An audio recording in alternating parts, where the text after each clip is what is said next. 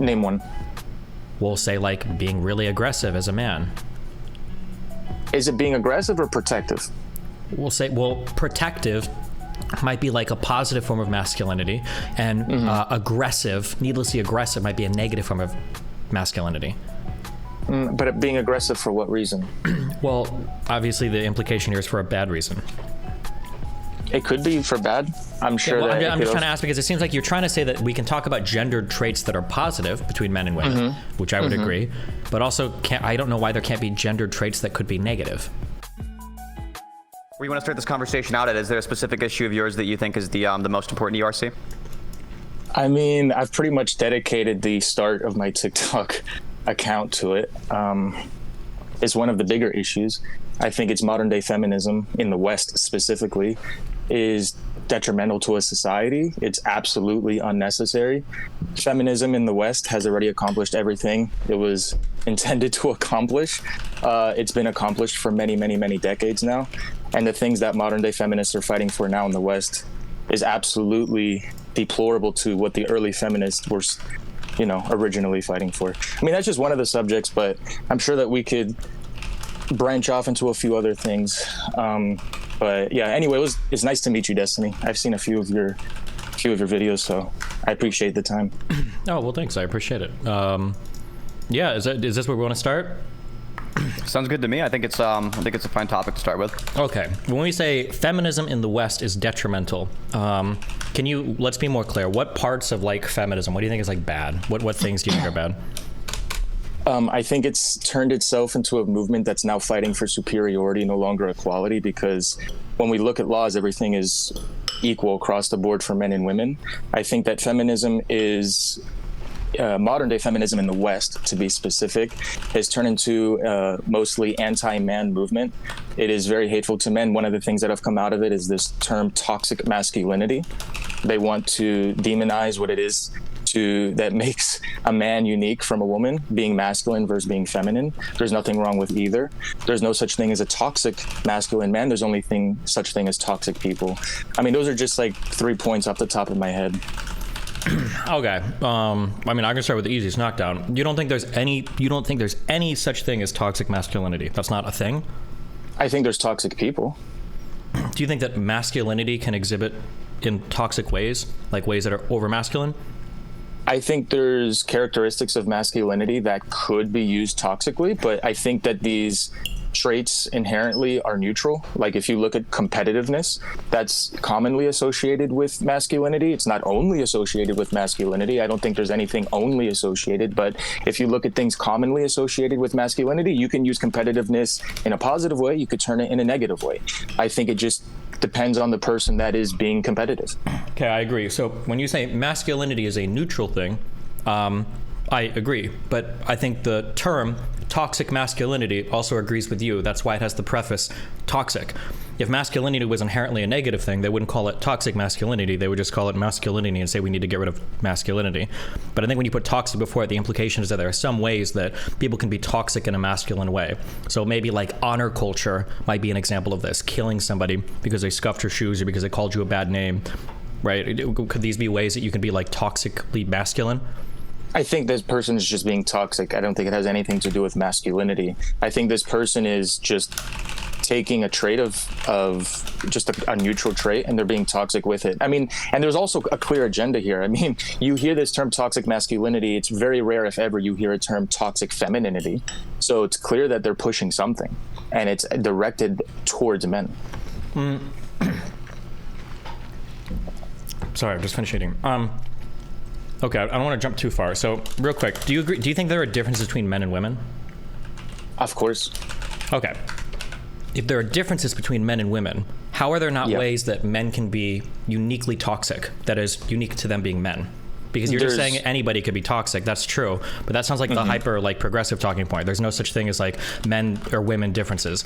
Like, I submit to you that there are very big differences between men and women. So, for instance, men have a much higher predisposition towards, like, extreme violence. So if I look at, like, intersex, like, or not intersex, Wait, would it be intersex? Like violence between men and men versus violence between women and women, right? Like men are going to be the people that are killing other people more than women are. So when I talk about like honor culture and people killing each other because they're acting out in certain ways, that to me is like a form of toxic masculinity because it's related to them being men and it's exhibiting aggression, which I think we both agree is a slightly more masculine trait, right? Especially as it correlates to things like testosterone.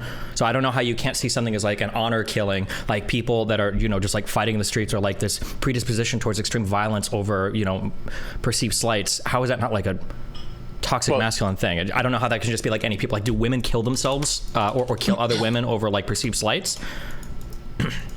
I'm sure it's happened, but there's two responses that I have to your question. So the first one is, of course, women can also exhibit this trait. So they're in and of itself, it's not independent to masculinity. A woman can be aggressive. She can kill another woman out of spite, out of revenge, out of whatever the case may be. So women can also exhibit this trait. Do we say that that's a toxic it's a toxic feminine thing to do that? The second thing I'll respond to that is you said men are killing more often, but we can get into abortion and I can show you how women are also killing a heck of a lot of people, the unborn. But that's a different discussion for perhaps a different time. But let's just stick to the first point. A woman can exhibit the same trait. It doesn't mean that that's unique to masculinity. Maybe it happens more often with men, but that's not something unique to masculinity to be aggressive. Okay, we can keep down this line if you want, but the flag that you've dug in right now in the sand is that there aren't really any differences between men and women. Men and women are basically the same, and any differences is just an individual thing. If you want to take that position, you can, but I feel like that's probably the exact opposite of how you feel. But when I'm pointing out to you that there are things that men specifically do, usually biologically related to being men, that they do, we have a higher propensity to violence because of our hormone structure, right? Testosterone gives us a higher predisposition towards violence, and because of our biology, our musculature, right, makes us more able to kill people and lash out that way. These are things that are related to masculinity in a biological sense, and I think that there are ways that you could be toxic with these particular biological traits in a way that is like masculine. But if you're going to tell me that like, well, women could do it too, it sounds like the progressive talking point of like men are stronger than women, and somebody's like, well, not all men are stronger than all women. Like strength is an individual thing. Okay, sure. So I don't like.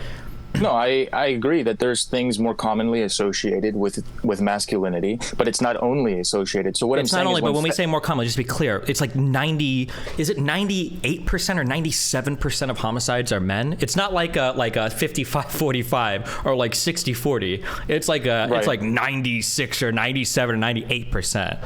Yeah, and then so are we talking about like brute force killings, or are we talking about someone holding a gun and shooting someone else? Because that takes no force. It just takes you picking up a gun, aiming it at someone else, and killing them, which anybody can do. If we're talking about brute force, absolutely men have a higher likelihood because men on average are biologically and physically stronger than women. But what I'm saying is feminists use this term toxic masculinity to demonize masculinity. It's in it. I'm not getting into the agendas or any of that. I'm just trying to see if we're on the same page biologically. But you might be like more progressive than me on this point, so I'm not entirely sure. So I guess I'll state my position. I don't know if I have. So I personally, I think that men and women are biologically different, and I think that biology can predispose us towards certain types of behaviors and certain types of actions. One of those behaviors or actions could be aggression, especially towards perceived slights, that men might feel a need to defend their honor or dignity, especially with violence, especially in impoverished communities, more so than women might feel that need. I think that men have that competitive, aggressive calling more than women. But it seems that your position is that no, men and women can both do it. There is no biological difference there. Everybody has an equal like predisposition towards being violent or doing it, which is a fine position if you want to take it. But I feel like you're just really scared of the term like toxic masculinity, so you don't want to like move it all on the ground. But you're giving me like the most progressive argument right now that like everybody's an individual. It has nothing to do with biology, which I think is kind of silly, right? Yeah, well, I'm not making that point. So I would agree with you that biologically there's differences. Gender roles, there's differences. Each gender has a role in society. Yes, sure, that there's some crossovers. I would say that For example, aggressiveness is more commonly associated, or being a provider, being protective over one's home, over one's family, over one's friends, is more commonly associated with masculinity. But what I'm saying is, my overarching point is that there's been a term of toxic masculinity. There is no toxic femininity being spoke about. This is an angled, or this is an attack on masculinity. We don't have this movement of toxic femininity. We're not looking in society of the ways that women are, or like femininity is being toxic. Why? Because that doesn't exist. There's no such thing as toxic femininity nor toxic masculinity. These are people just being toxic, period. That's my whole point. Okay, so we're just not gonna. I guess we're not gonna come together on that point. I'll move on to the next part here. You're saying there's no such thing as toxic femininity. I super disagree. I think that there is a form of toxic femininity, and I think that a lot of people have talked about it. We just don't give it a name. But I'm not sure how old you are. Have you ever heard of like the movie like Mean Girls? Yeah, but I don't. Sure. I think I That's saw a movie really about young. like toxic femininity. And I think there was like a slew of these types of movies. There was like Confessions of a Teenage Drama Queen. I think 10 Things I Hate About You. It's been a long time since I've seen any of these. But like the idea that like women can be very catty, like very mean and nasty, and are like calling each other sluts and like doing this type of thing. Like that's it. There's not like a name for it. Like we don't call it like toxic femininity. But like that's very much a thing that people are aware of, that people in pop culture have made fun of, that people try to point out. Movies where women talk about, like I feel like, I can't think of any off the top of my head, but there are movies where like a woman is like, girls, we need to stop doing this to ourselves. We need to stick together, blah, blah, blah. Like this is definitely a thing that exists that people, point out and talk about, right? The whole slur of like Karen in some ways like speaks to like a toxic femininity of being like an over entitled woman, Yeah, I mean, I don't know why this is. I could see the association with femininity, but again, I just think these are women being toxic. I think these are toxic ideas. I think it has absolutely nothing to do with femininity. These are just toxic people taking traits that I guess are associated with femininity and making them toxic. Calling another girl a bitch is not a feminine trait. Being catty and being nasty to another girl is not a feminine trait. It's just a toxic person being toxic. I would say femininity is more nurturing, more caring. That's why you see women have a higher proclivity to being nurses, teachers.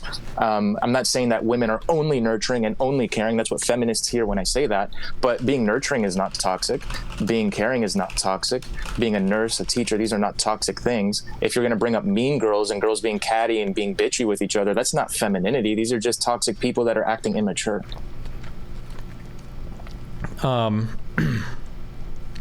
Okay. I mean, that's my position. Your position is like it's the ultra individualist, like men and women are all just like men and women, and there are no like masculine or feminine. Well, listen, traits. So I don't understand what the. I'm American. I'm born in the United States. Me too. We're bred on individualism, on being individualistic. Our country was born on that's one of the core values of the United States. It's just individualism. So of course, like I'm gonna look at things. Perhaps I don't know where you're from. Maybe from a different culture. I'm from the U.S. I'm from Nebraska. Okay. Okay, fair enough. I don't know how y'all get down in Nebraska, but what I'm saying is like, yeah, sure. I view things more individualistic in this topic, at least. Okay, well, if you view things as more individualistic, why are you so keen to say like women are nurturing and men are protective? That's not individualistic. Yeah, I think that women have a higher I can't even say the word I can't even say the proclivity. Word. Proclivity, thank you, to being more nurturing, to being more caring. I mean, so do you think that if people can have proclivities on gendered ways towards positive traits, could people have negative proclivities or proclivities towards negative traits that are gendered? Like, name one. We'll say like being really aggressive as a man. Is it being aggressive or protective? We'll say, protective might be like a positive form of masculinity, and aggressive, needlessly aggressive, might be a negative form of masculinity. But being aggressive for what reason? Well, obviously the implication here is for a bad reason. It could be for bad. I'm sure. I'm just trying to ask because it seems like you're trying to say that we can talk about gendered traits that are positive between men and women, which I would agree, but also I don't know why there can't be gendered traits that could be negative. I'm not saying that these gender traits are positive. I'm saying they're neutral. What I'm saying is that people can take these gender traits taught to them, and they have a higher, let's say if you're a woman or a man, higher biological proclivity to one of these to these gender traits. But then you can take a gender trait and make it negative, and you can make it positive. It just depends on the individual. That's why I view this individually. Yeah, so there are some gender traits that we can probably view positively. So like a nurturing woman feeding and taking care of her child would be like a positive gender trait, right? I just think that is what it is. That's just what it's supposed to be. I don't think that's positive or negative. That's like us going to the bathroom. Okay, how do we define like what is positive or what is negative? I guess let's go to how fundamental do we need to go? Yeah, if you want, let's take competitiveness. Let's stick to competitiveness as a typically associated trait that's closer with masculinity, right? So if a guy's competitive to the point that he's cheating and stepping over other people, and even being aggressive in terms of like beating them up to just doing whatever it takes to win, and what that means is cheating and stepping over, then that could be looked at as negative. If a guy is competitive and does everything he can to win but does it ethically, I think that's positive. Okay, so there are ways that competitiveness, a masculine trait, can manifest positively or negatively, right? That's my belief. So couldn't we say that if somebody has a lot of masculine traits that are being exhibited in a negative way, that could be an example of toxic masculinity? I would say that that's a person exhibiting these traits because I would say that's a toxic person exhibiting these traits. I wouldn't say that those traits are toxic, though. Because wait, so why is it as soon as a person's toxic, why do the traits no longer become gendered? It's still a gendered trait, we can say that, but it's a toxic person exhibiting the trait. It's not that the trait is toxic. No, I'm not saying the trait is toxic, but it's a toxic form of the trait. Like we could have like positive masculinity, or we could have toxic masculinity. See, but that's where I'm saying I disagree. There's just masculinity, and then there's toxic people. But they're not making masculinity positive or negative. Masculinity is just what it is. It's just. I agree that masculinity is just what it is. That's why we're putting a word before it saying is it either positive or negative. So like positive masculinity, like you said, like competitiveness, maybe it's a guy that goes to the gym every day, eats healthy, is doing his best to be really competitive at a local basketball team, right? That's like a positive form of competition. A negative form of competitiveness might be a guy he's on gear, he's trying to fucking like beat up like other competitors so that they're like injured for games, he's like cheating by deflating basketballs, right? Or what, like that might be a negative form of like competitive masculinity, right? So I don't know why we can't have like there's like a positive version of masculinity, there's a negative version of masculinity. Well, have you ever heard the term positive masculinity? Have you ever heard them pushing that? I've never seen a video about that. I've never seen people might not give words that. to it, but yeah, I feel like every single fucking Disney movie ever is about like positive masculinity. Ironically, like usually, I feel like a lot of movies, especially classic movies, that show the difference between like especially young boys, adolescent boys growing up. It's usually wrestling between like positive and negative aspects of masculinity in and of themselves. They just didn't call it positive or toxic or positive or negative masculinity, but it's usually what it was. Well, again, I think we can settle this point and move on to the next one if you'd like, or we can keep going down this road. But in my view, masculinity and femininity they're always going to be neutral. People can be toxic and exhibit traits in a toxic way, but that doesn't make masculinity, nor does it make femininity toxic. They're going to remain neutral no matter what. Maybe to help out here, RC, what do you think it means for something to be masculine? I think we've already listed a few characteristics that kind of make up masculinity. Another one could be stoicism. That's another thing that could be used in a positive or negative way. I think that, when you have school shooters, when you have men doing... Let me change how I ask the question really fast, because I think I'm gonna misphrase that. What I'm asking you is, what do you think it means for something to be masculine? Not like what are some examples, but what does that mean? Okay, what makes something a masculine versus a feminine? These are roles traditionally associated with masculinity in the society that you're in. So we're talking about the United States. Not every society has the exact same characteristic and traits, but you do definitely throughout all history see patterns. You all throughout. In most societies all throughout history. So there's definitely a pattern of masculinity and femininity. And one more thing I'm going to add to that, there's like, I believe it's called the like Scandinavian paradox, that it's a very egalitarian society in modern day. I'm not talking about far in history, far back in history.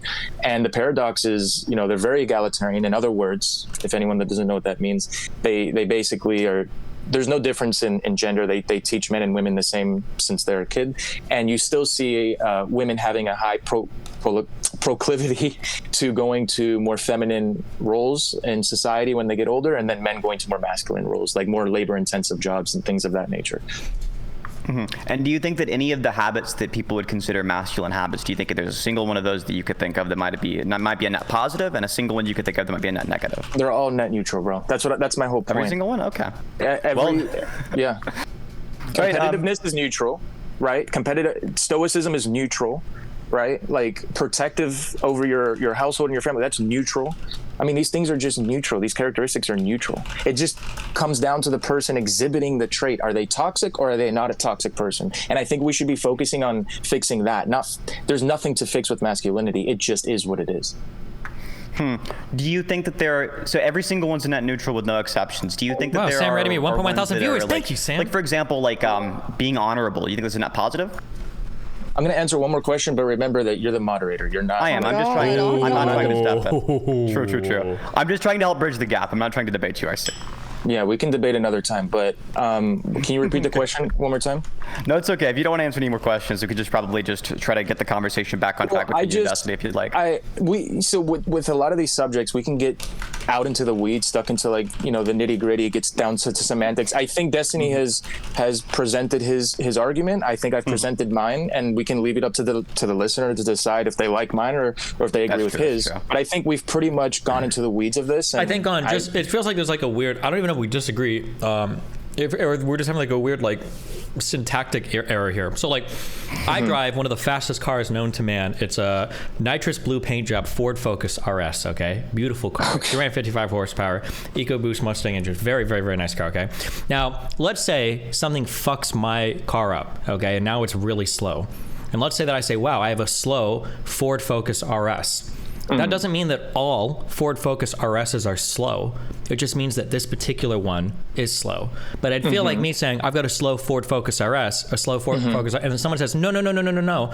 Ford Focus RSs aren't slow. Like, these are cars that just are. You just have a slow car. And I'm like, well, it is a slow car, but more specifically, it is a slow Ford Focus RS. And it feels like by saying that, you feel like I'm saying all Ford Focus RSs are slow, but I'm just describing this particular car. So when I say toxic masculinity, I'm not trying to say all masculinity is toxic, just that this particular masculine trait can be used in a toxic way. So for instance, a toxically masculine trait might be being so over competitive that you begin to cheat in games. And that competitiveness is something that's driven from a very masculine place. That's what I mean by that. But I mean, I'll just give that, and then you can retort, and then we can move on to the next point if you want. Yeah, let's do that. So I'll retort to that. So yeah, Destiny, I mean, there's room to agree here. I would say that we should teach young children, young girls, young boys how to use these traits positively, right? But my point is that the trait in and of itself is not negative. Competitiveness is not negative. And I'm not saying that you're saying that. I've heard this, though. I've heard this many times in many debates that I've been on TikTok and elsewhere. I've heard that stoicism in and of itself is negative. I completely agree with you that we should be teaching people how to use these traits positively, but that doesn't mean that these traits were negative to begin with, though. Okay. Right. Unless you had another point to bring up, I was gonna. No, we can go to the next thing. So I guess it's still the overarching question here is, why is feminism in the West necessary still? What are these feminists fighting for? That was going to be the next thing I was going to bring up, unless there's something more pressing that you'd like to go over. I mean, everything else I'd written down, I think, was related to this topic, so I'll flush that. Okay, go for it. What's your next thing? Go ahead. No, that's it. I just want to know, what is modern day feminism in the West? Because there's places, I view feminism in this analogy, I'm going to compare it to chemotherapy. I think that under an oppressive patriarchy, like let's say in Afghanistan or Saudi Arabia, or a country that still has an oppressive patriarchy, I can view that as a cancer to a society, right? Feminism can be used as a chemotherapy. You can cure this society by pushing for women to have all the same rights as men. However, in the United States, this cancer, if we're going to compare cancer to a patriarchy, an oppressive patriarchy, right, has already been cured for many, many, many decades. So why are we continuing to inject this chemotherapy of feminism in the United States? Let me think 1 second.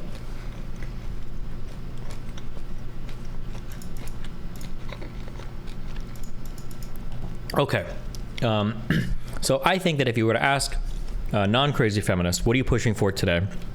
I think ideally in a society, men and women ought to be able to pursue anything they want without being judged or shot down because of their gender. Like, that's in the broadest sense of the word. I think that's generally what feminists are fighting for. And as long as they feel like there's still a gap between the opportunities available to women and men, then they're probably still going to continue to fight.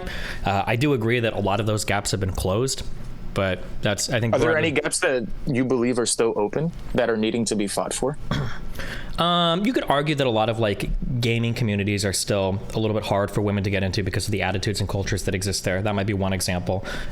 STEM fields, for instance, seem to have huge gaps in them between the participants' gender. Like, men still seem to be way more driven towards like computer science and programming than women are, whether that's due to biological reasons or because of like social or sociocultural values, I guess is to be seen. But like, those would be two areas I would say maybe. Oh, and then obviously we can talk about like dating culture and dating standards are still pretty different between men and women in terms of how people view things. So dating culture, okay, those are three things you named. Like, if we look in the video game community, or if we look in more male dominated professions, if we can group those two together, if that's okay with you, because the video game community is like at the elite level is a pretty male dominated industry, and we could look in finance or in the STEM fields.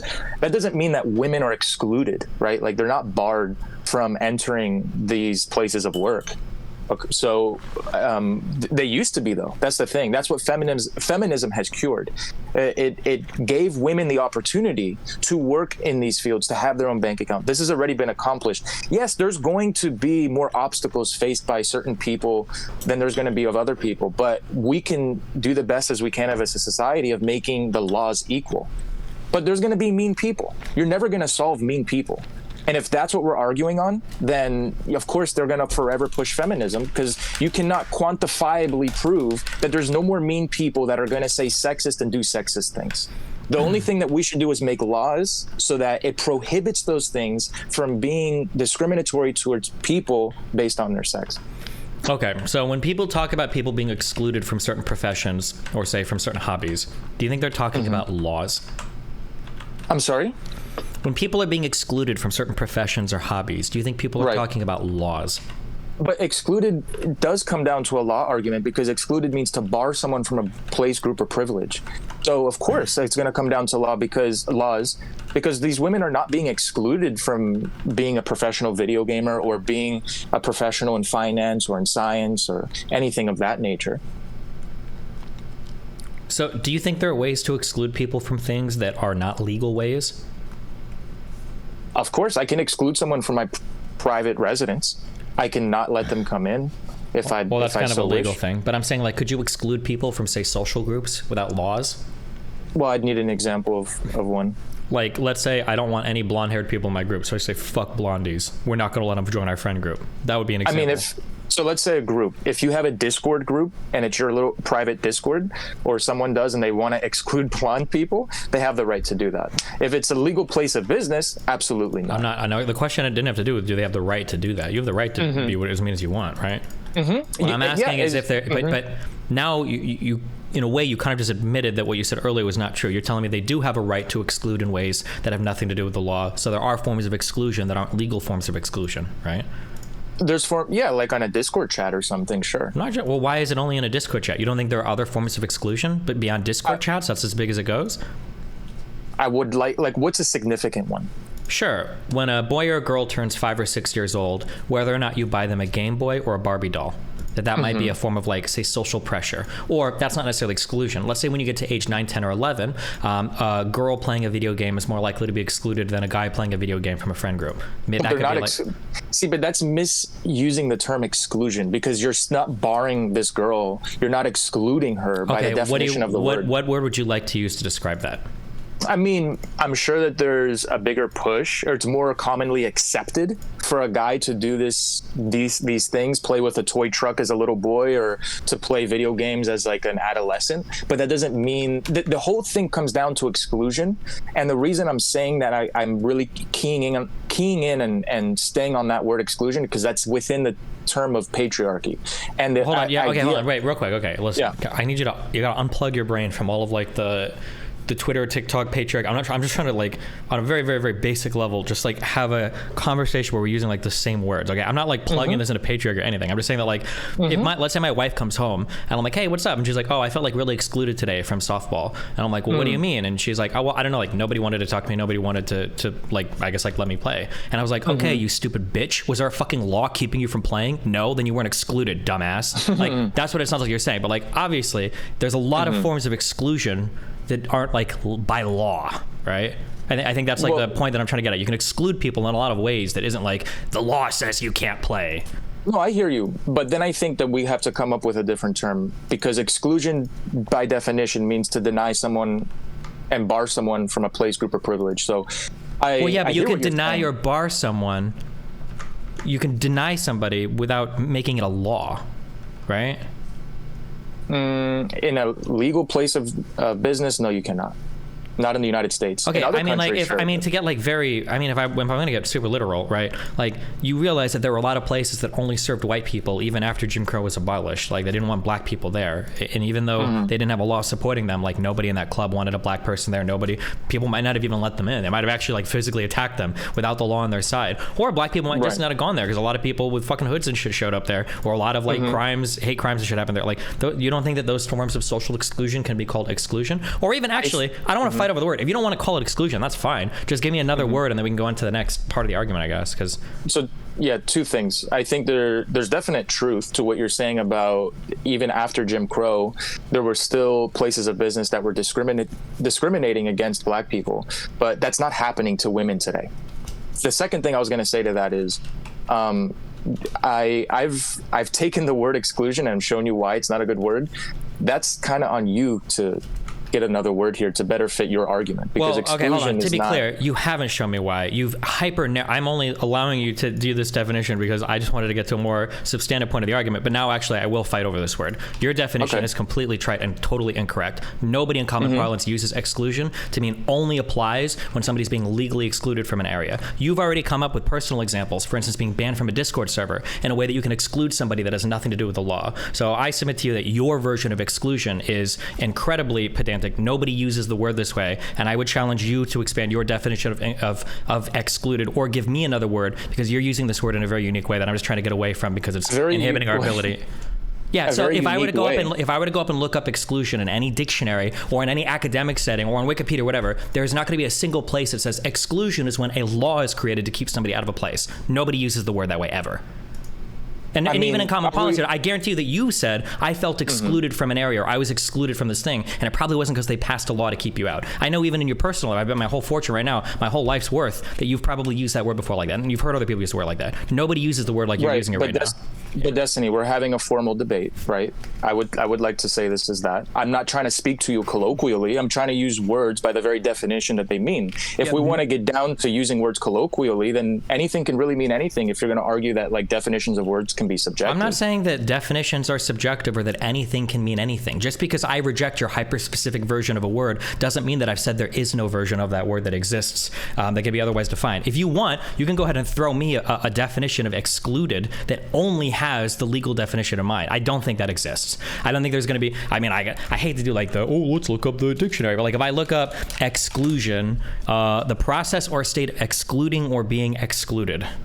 Yeah, but that's using the word within the definition. I think that a better word to look up is excluded, and then you'll see that it's to deny someone from a place, group, or privilege. Yes, to deny someone access to or bar someone from a place, group, or privilege.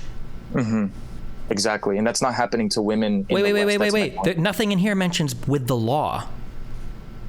But when you're excluding someone, right, that means, like, let's say a woman wants to work for your company, you're denying her to work for your company just because she's a woman. That would be using the law to discriminate against her. There's nothing involved in the law there. Nothing you just said involves the law. But what I'm saying legally in this country, no woman's excluded from doing anything that a man can do. But by the weird definition you're using, correct, but nobody uses the definition that way. Nobody's saying excluding means only legally. So you want to use the word colloquially? We can do that. It's a colloquial word. It's not a legal word. If you want to go through like a legal definition of a word. Yes. It's not a colloquial word. No, it's not. Words are not colloquial by definition. Words are formal. You can use them colloquially. Hold on. I'm sorry. If you'd like. You're completely wrong. If we're going to have a conversation within a certain academic discipline, then we can speak within that discipline.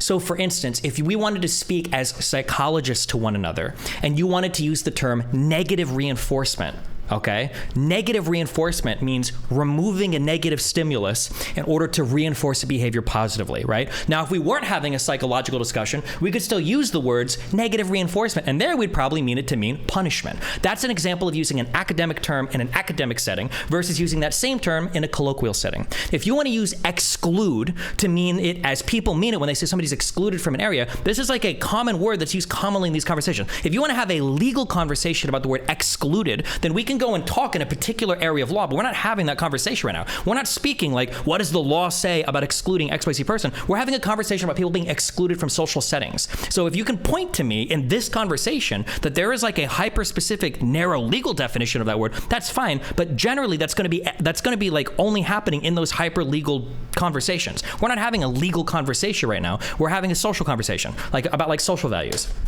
So I don't know, when you're saying excluding, again, like your argument is correct. If you're saying nobody is excluding women in society, and by excluding you mean creating laws against them, that's true. Right. But literally nobody uses the word that way. So you're using it in a private definition sense. It's like only you are using the word this way to like win this argument.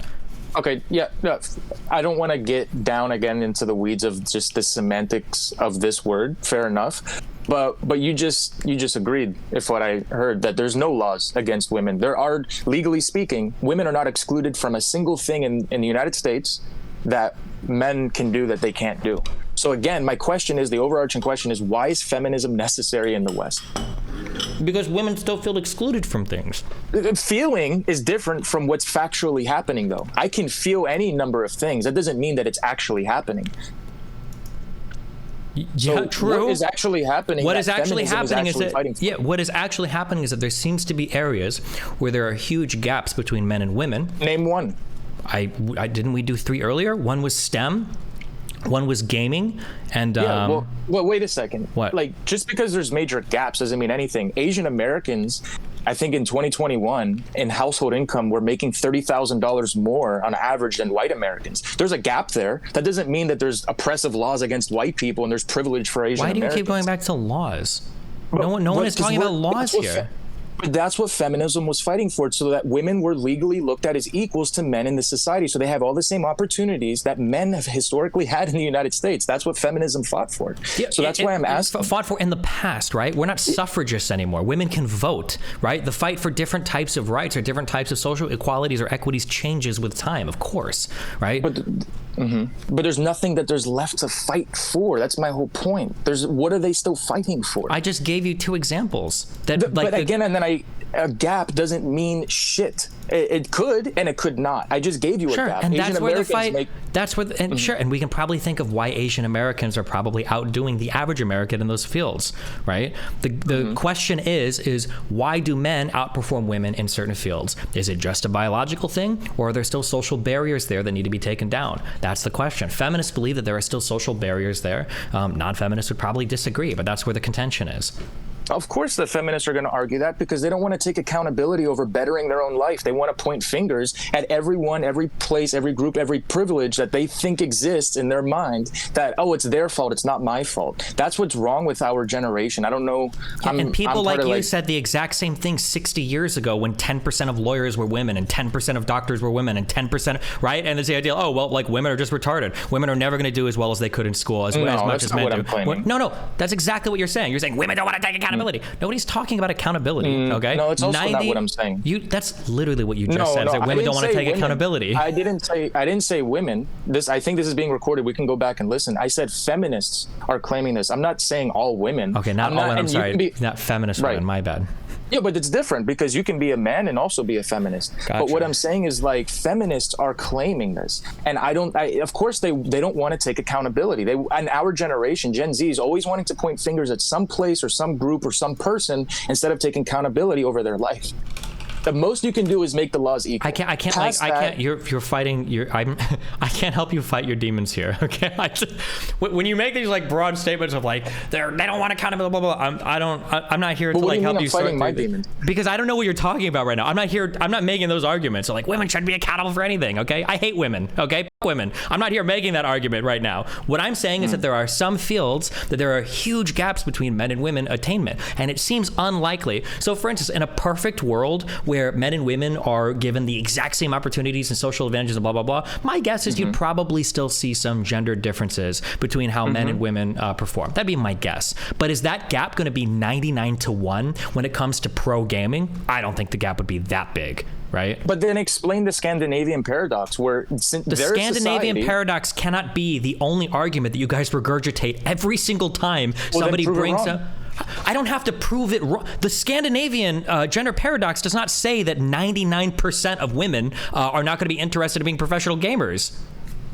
All the Scandinavian gender paradox says is what I just said. It said that even in a perfectly egalitarian society, men and women are probably still going to tend towards different types of careers. Okay. I agree with that. I don't disagree with that. But that doesn't mean that that difference is going to be 99%. When you're seeing a gap that's that big, there's probably big social factors at play. Or do you genuinely think that in a perfect world where everybody could explore freely and do what they want, do you think that 99.9% of pro gamers would be men? Do you think it would be that way normally? I think there's always going to be women interested in doing things that more men. Okay, hold on. Do you understand how weaselly that answer was? I'm asking you a very specific question. Do you think that in a perfectly egalitarian society where everybody's treated the same and no social factor, blah blah blah, do you think 99.9% of pro gamers would be men? I don't know. Well, you're asking. Okay, well then if you don't know, then you can't even have a strong opinion on this. But wait, Destiny, when you're asking me that question, we can look into different industries that are lean more masculine or lean more feminine, and in Scandinavia, when they're as egalitarian as they are, you still see women have a high proclivity to going towards more. Yes, I understand. I was here for what Destiny. Destiny just said this 1 minute ago. I don't know why you're restating it, and Destiny will repeat it again. When given perfect egalitarianism, men and women will probably still tend towards different professions.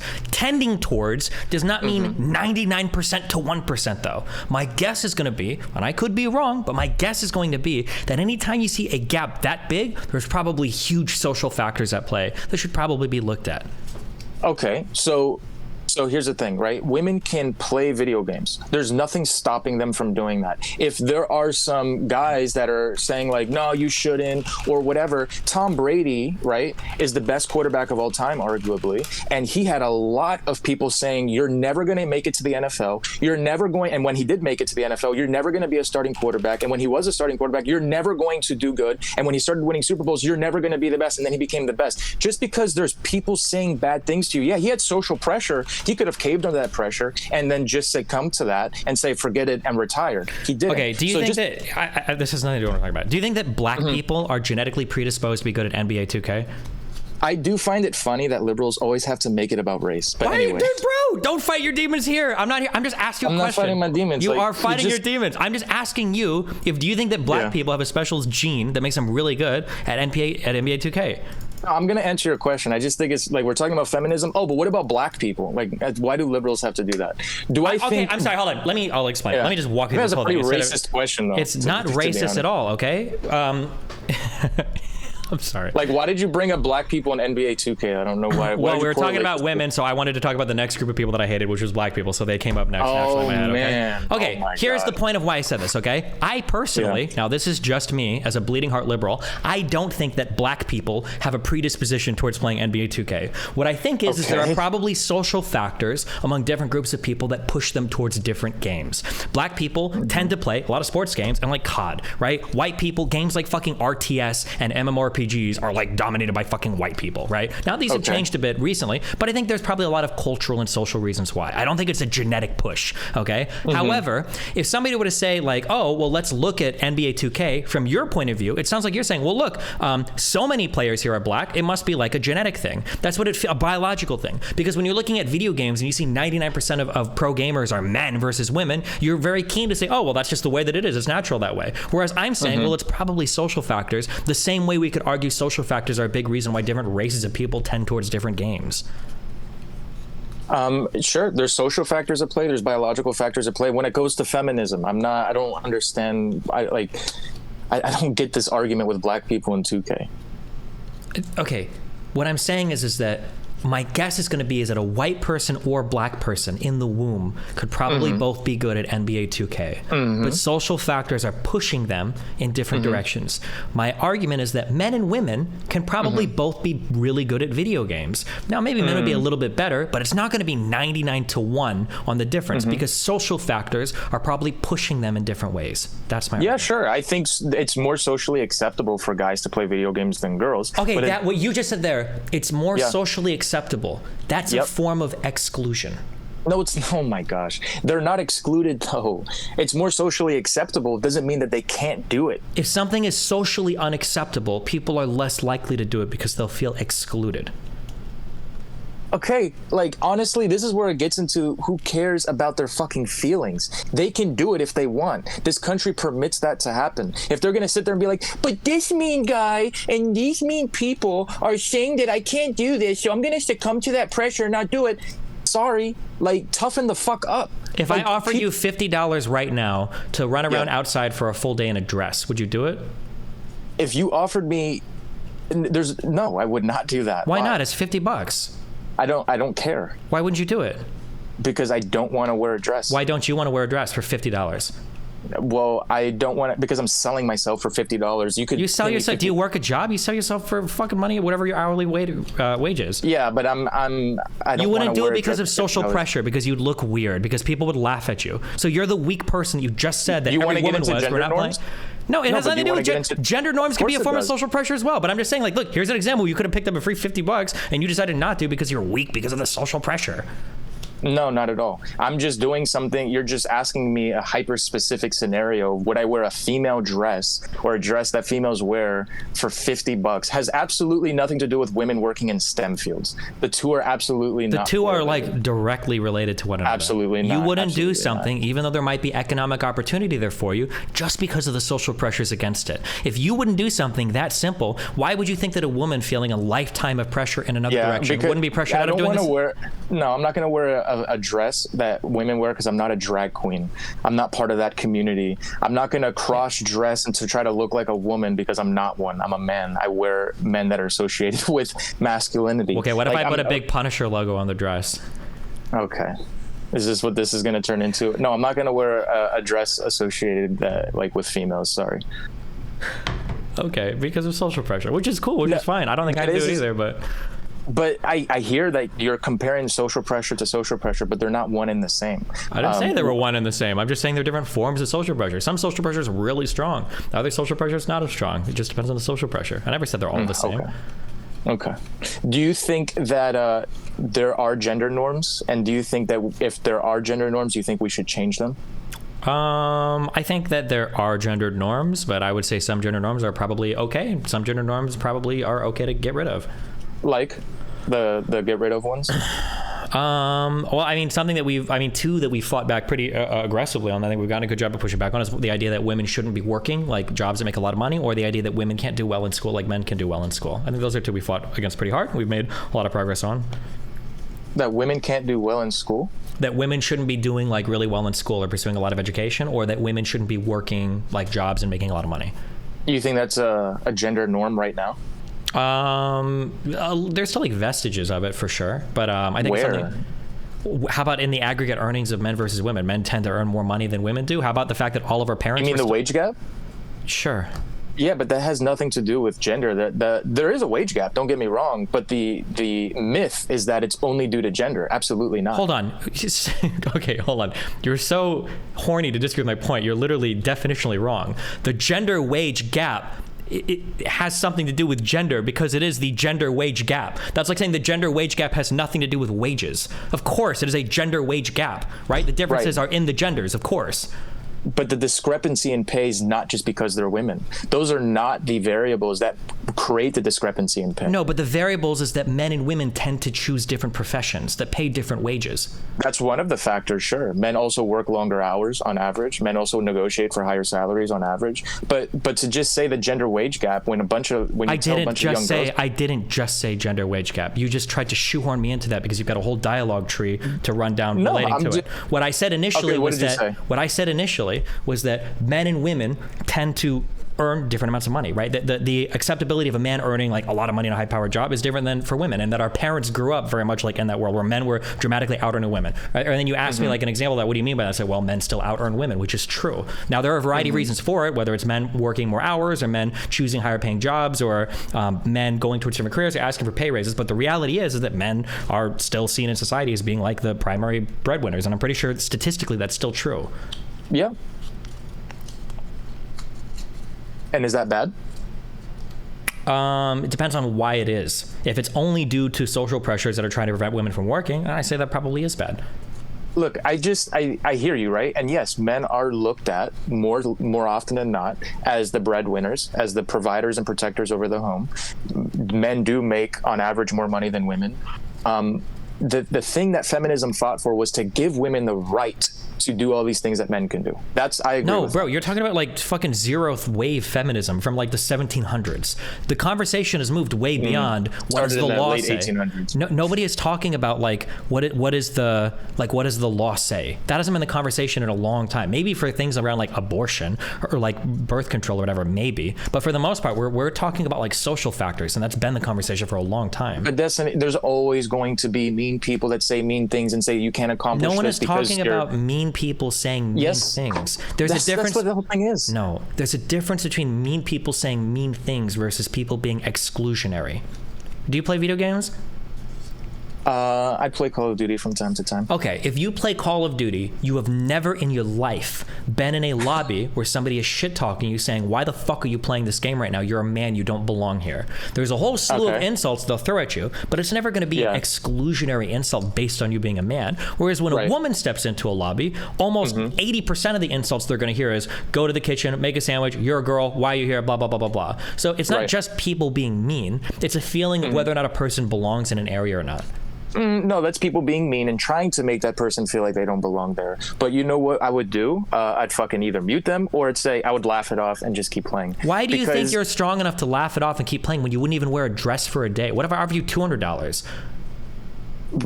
Again, those two things are not correlated. No, they're not correlated. I agree, but that's because you have to understand that you're just as weak as every woman that you're making fun of. You're telling me, well, I'd be so brave and I fight the trash talk. Of course you are. You're a fucking man. You've been conditioned your whole life to trash talk. But when I give you something hard, like wear an outfit that you wouldn't like to be seen in public, well, now it's like the biggest fucking deal in the world. You're like, I don't know if I can do that. That's actually you standing up to a hard social pressure. You can't, though. You're a slave to the social pressures around you. The only thing you can do is follow the social pressures around you. Even in the area where you want to excel at in talking shit in a Call of Duty lobby, that's a masculine trait that you would be proud to exhibit. You're not fighting social pressures there. You're being the idealized version of yourself. I'm not wearing a female dress because I'm not a drag queen. I'm not part of that community. That's why I'm not doing it. It's not some social pressure. Men wear men clothing. Women wear women clothing. This has always happened all throughout the United States. It's never been a time that it's been pushed for men to wear female clothes and vice versa. I'm not a drag queen. I'm not going to wear that shit. All I heard you say was the social pressures are too great for me to overcome. That's all you said. No, I'm not a cross-dresser. Everything you just said, no one is. You're not. Do you think you're a cross-dresser because you wear a dress one time? Does that make you a cross-dresser? No, but I'm not going to dress up like that. Why not? Would I do that? Because I'm offering you money for it. What about $300? Would you do it for $300 for 8 hours? So again, back to what we were saying. Okay, I just wanted to be clear. You have no ability to overcome social pressure, even for pay, which is what we're criticizing women for not doing. Women, why don't you just go into STEM? There's money there. You're doing the exact same thing. I'm offering you money and that's just for one day and you can't do it. And you're telling a woman to overcome a lifetime of these types of social pressures. Do you see the discrepancy here? Me wearing a dress for one day is not the equivalent of a woman wanting to make a career in STEM. Correct. It's way harder for the woman than it is for you. Why? Because it's a lifetime of mounting social pressures from a variety of friends, authority figures, teachers, other people in the profession. And for you, the only thing you'd have to overcome is being laughed at for one day, but then at least being able to say, well, I'm getting paid $300 to do this. Right. So of all the women that I've actually worked in that profession that I've met, they don't stand up there with a feminist sign like, oh, I'm so strong, I'm a gorgeous, beautiful queen. They just work. They're like, yeah, there were some obstacles that I'm sure men didn't have to face, but it wasn't so over cumbersome to the point that I couldn't get here. They don't sit up and fucking cry about it. They just do it. And you know what?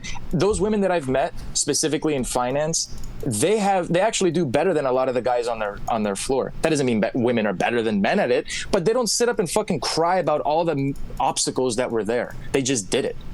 Yeah, it's called survivorship bias. No, we just live in like a fucking victimhood mindset society. Bro, you're fighting your demons again.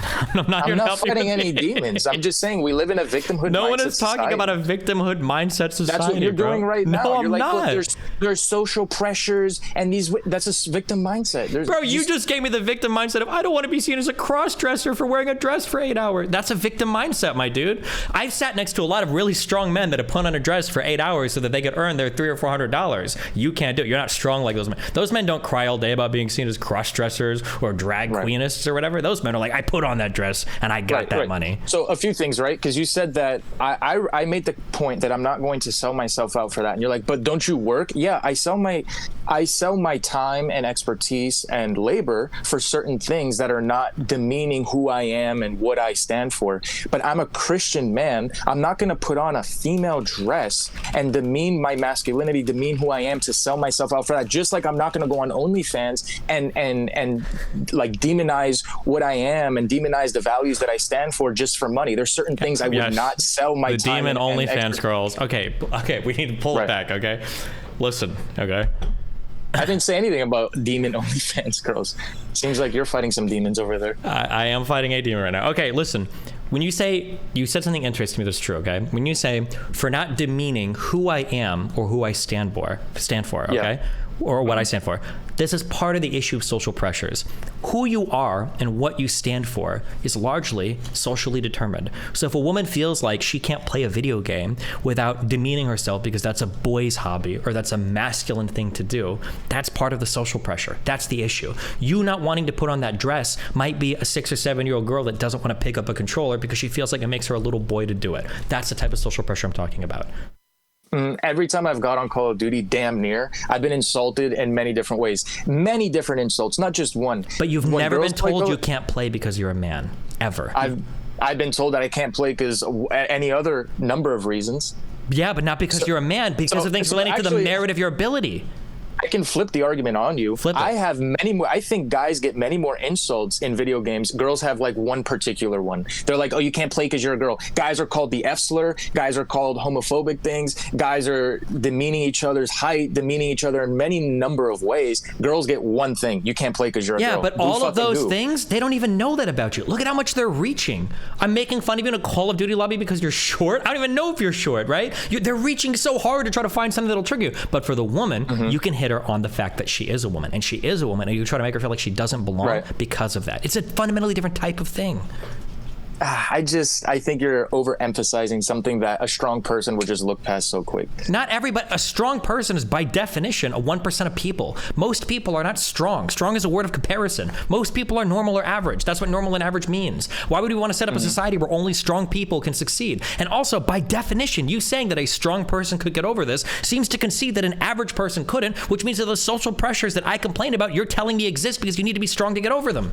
Wait a second. Why would we have a society that only strong people can succeed? We have a society that anyone can succeed, and usually the strong make it to the top. Why would I want a weak person running my company, a weak person running my school, a weak person running anything? No one's talking about people running schools or running companies. We're talking about people just being able to be engineers or be programmers. They can do that. Why can't they?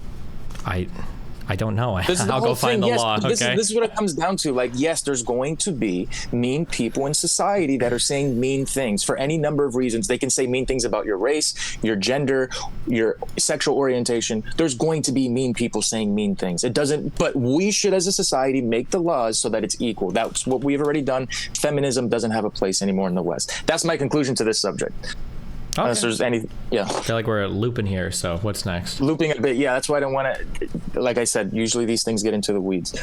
There's nothing wrong with getting into the weeds. That's where the best discussions are, but go ahead. Yeah, sometimes. But sometimes it gets overly semantic.